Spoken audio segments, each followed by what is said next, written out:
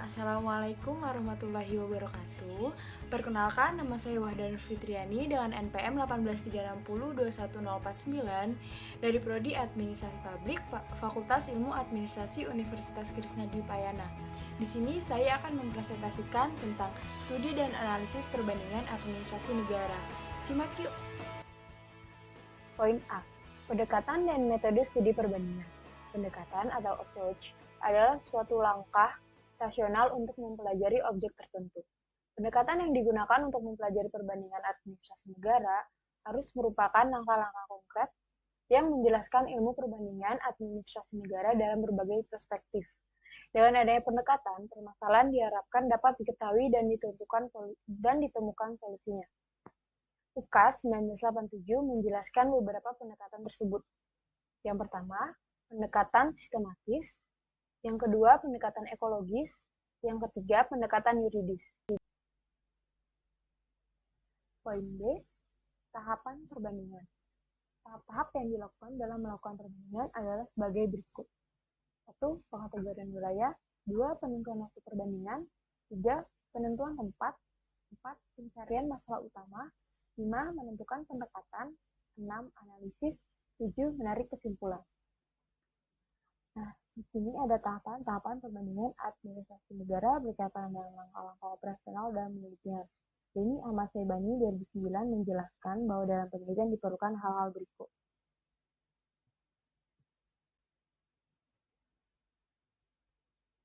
Poin C. Aspek-aspek perbandingan administrasi negara. Yang pertama, bentuk negara. Pada dasarnya, bentuk negara adalah hakikat suatu negara sebagai suatu kebulatan mencakup keseluruhan kedaulatan negara. Beberapa bentuk negara antara lain sebagai berikut: negara kesatuan, negara serikat, perserikatan negara, Union International Union, negara dominion, daerah jajahan atau koloni, negara protektorat, daerah mandat, daerah trustee.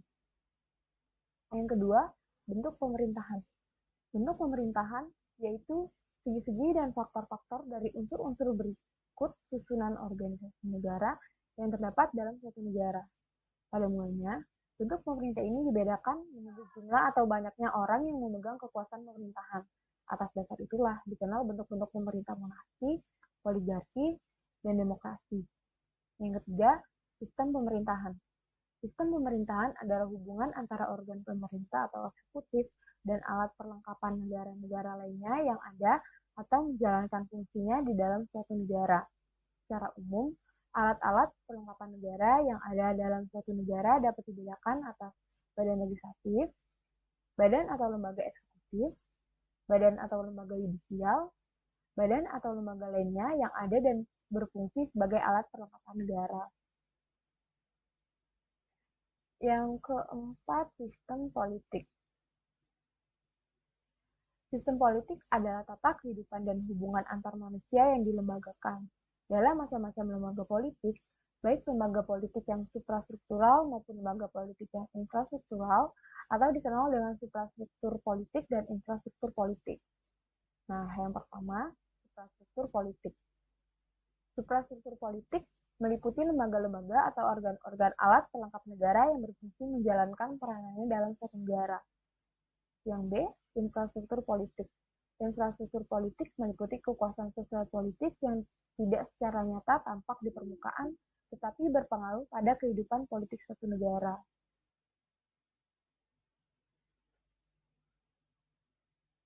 Penyebab-penyebab timbulnya perbedaan. 1. Faktor sejarah.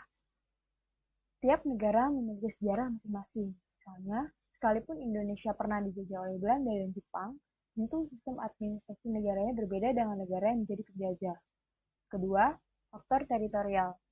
Perbedaan administrasi negara dilatar belakangi oleh luas atau tidaknya wilayah suatu negara. Indonesia sering berganti-ganti sistem pemerintahan disebabkan luasnya negara. Yang ketiga, faktor konstitusional, yaitu undang-undang dasar yang dijadikan dasar hukum penyelenggara negara. Yang keempat, faktor sosial budaya. Keberagaman budaya menjadi bagian paling penting untuk menciptakan kerumunan bermasyarakat dan menciptakan kesejahteraan masyarakat. Yang kelima, faktor kepemimpinan. Setiap pemimpin memiliki visi dan misi yang berbeda sehingga kebijakannya pun berbeda. Yang keenam, faktor politik. Sistem politik dan praktik berpolitik menentukan bentuk dan corak administrasi negara yang berbeda. Yang ketujuh, faktor ekonomi dan kemajuan negara. Negara yang belum maju atau negara yang berkembang karena memiliki banyak utang kepada lembaga-lembaga keuangan negara lain. Kebijakan publiknya diatur oleh negara kapitalis. Yang kedelapan, faktor sumber daya manusia. Pendidikan masyarakat yang masih rendah menjadi penyebab sulitnya negara mengembangkan diri menjadi negara maju. Yang kesembilan, faktor moralitas bangsa. Banyaknya korupsi dan kejahatan lainnya dalam negara mempersulit pengembangan administrasi negara yang terbuka.